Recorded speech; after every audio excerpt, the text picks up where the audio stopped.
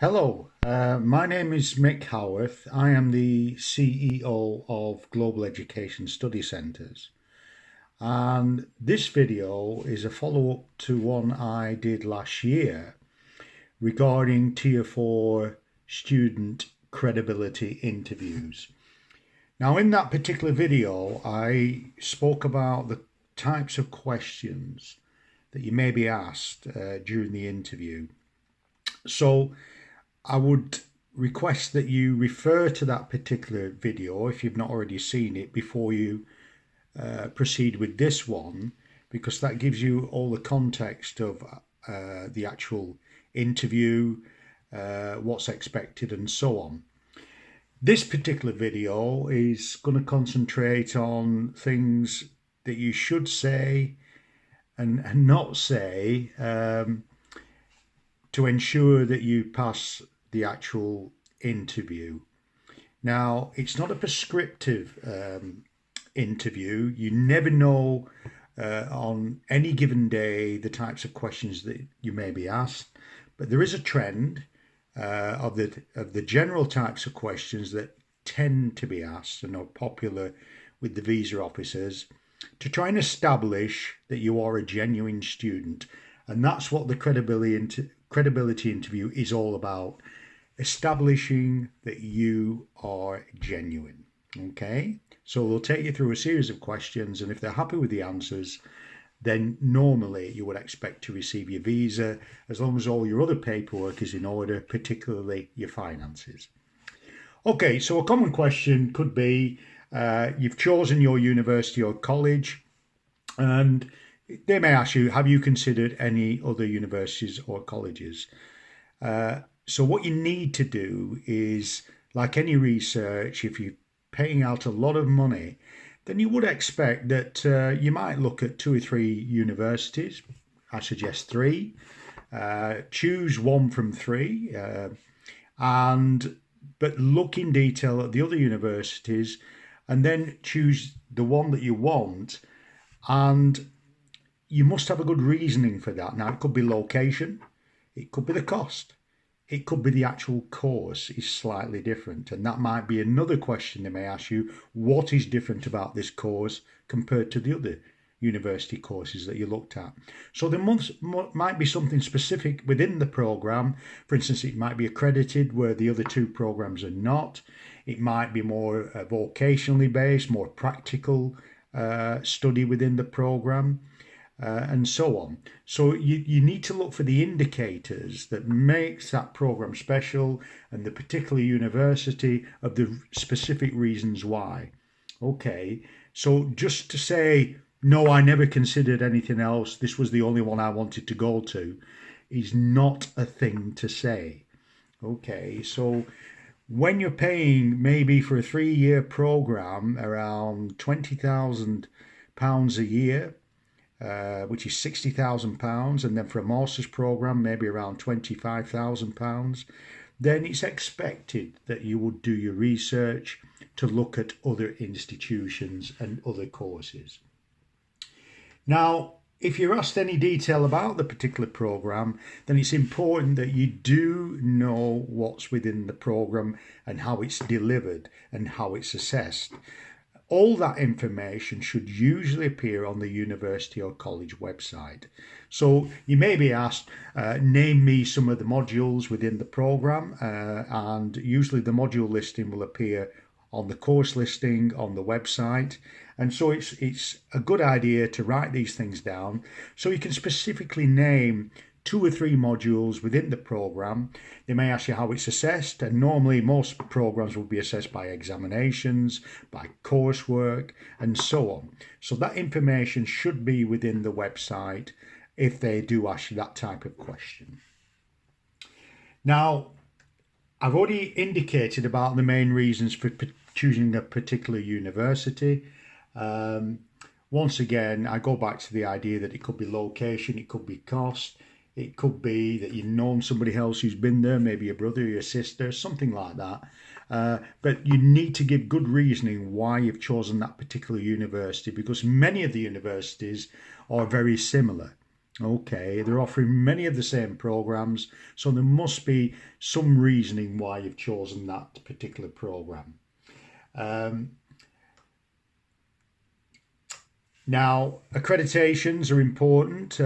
Often, for instance, on law or accountancy, you need to look at the accreditations within the program, and that could be another reasoning why you've chosen a program and a specific university. You also need to be aware of any scholarships or bursaries that you might receive. That might be part of one of the reasons why you've chosen that particular university. Now, another aspect of the questions they may ask is, what are the benefits of doing this particular program and how do you see your future career? Now, I advise that you go on to something like the Complete University Guide and have a look at all the information about a particular university, maybe on the university course profile as well. It will tell you the types of careers that you can move into. And from that, what you need to do is look online at the types of graduate positions that are available within your country. So multinational companies are very popular. So within the banking sector, maybe the oil and gas sector and things like that. Construction is another one. That you look at some of the major firms and look at the sort of job fairs that might be taking place, the types of salaries that are available for graduates on completion and so on. These are the types of questions they may ask you to say, well, what are the benefits? What sort of salary are you going to earn when you leave? And so on. Because the outlay, lots of money, you have to sort of convince the visa officer that it is worth your while or worth your family's while to send you overseas to pay all this money out because the long-term benefits are worth it. The other reason, of course, is that in the United Kingdom, it's always seen as world-class education, and that is another strong reason why you would choose it. Another example could be if you're doing a master's program in the United Kingdom, it's generally 1 year. In the USA and Canada, it's generally 2 years. And so the cost of saving on your living costs is a lot of money. So that might be another factor that comes into play when you're asking the question, when you're answering the questions. Okay, so research about particular jobs in the future is important. The types of salaries that you might receive. A popular website will be looking at Glassdoor. That is one that I've found and researched, and on that you can generally find the types of salaries that might be available, or as I say, attending job fairs within your country before you leave to find out the types of things that are available and the sort of things that you need to do to go through that job process. Okay. You also need to know, of course, if they ask you how much is your course going to cost and so on, you need to know these details and so on. So have those to hand. They may ask you how you're funding your education, what are the source of the funds. Now, this can be a difficult area, particularly if it's your parents who are sponsoring you. You might not be knowledgeable about what money your parents are earning or where they get their income from. Out of respect for your parents, you may feel it's quite difficult to ask them, but it's very important that you get some knowledge of how your parents generate their money. Now that could be through their own business, and they should give you some indication really of the types of income that they might receive. If they're in a salaried position in a job, they're a teacher or something like that, then you will have a good idea if you speak to them the types of salary they might earn. And if they are sponsoring you, they need to produce a sponsor letter, and within that sponsor letter they need to give some approximations of the income that they have. And therefore, if you're asked that question, at least you've got a reference there from the sponsor letter to be able to answer the question. What you shouldn't do is, if you're using bank statements and drop a big amount of money into the account overnight and then not be able to explain where that money's come from, because you may be asked about it, is not going to the interview not knowing or not having a good explanation where that money's come from.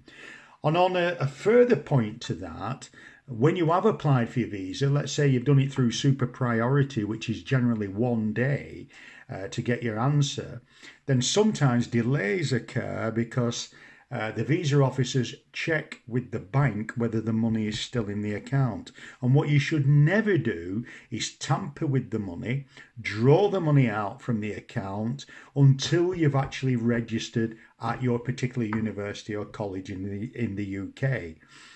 You know, you will be allowed to draw some money out maybe for travelling purposes, once you've got your visa and so on, but do not do it the day after you've applied for your visa. I have known cases where students have applied and immediately they've applied, they've gone to the bank account or the sponsor's gone to the bank account and drawn all the money out. And of course, the visa officer checks there's no money there. That's misrepresentation. It can be seen as fraud and you could get a 10-year ban. So it's very important you never ever do that. Okay. Another question that may be asked of you is how do you intend to get to your university or college? What are your travel arrangements? Of course, what you need to do is check all your flight details, have all your information. So you might be landing at London Heathrow, you might be landing at Birmingham International Airport or Manchester International. And usually you catch the train to the campus or a bus or a taxi.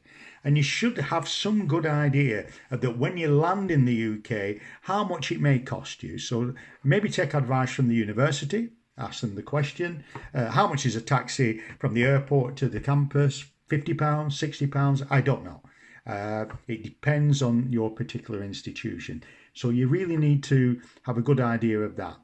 Now, finally, we'll come to the information about accommodation. Now, they may ask you about accommodation and say, have you booked any accommodation? You don't have to book your accommodation before you travel. Some people will tell you it's a wise thing to do. It's not always. What you should do, though, is do your research into your accommodation. So that means looking at the accommodation services that are given on the website by the university or college, so you've got a good idea of what's available. You might be booking something temporary when you turn up at the university for 2 or 3 days, but you must know the types of accommodation that's available and the range of cost that it may be. It could be £50 a week, £60 a week, even £100 a week. It depends on the accommodation that's available. So it's important that you know what's available and where it's available. You may be asked, well, how do you intend to get from your accommodation to the university each day? And if you say, well, I'm in a city centre campus, I'm within 5 minutes away, I can walk into the campus, into the university.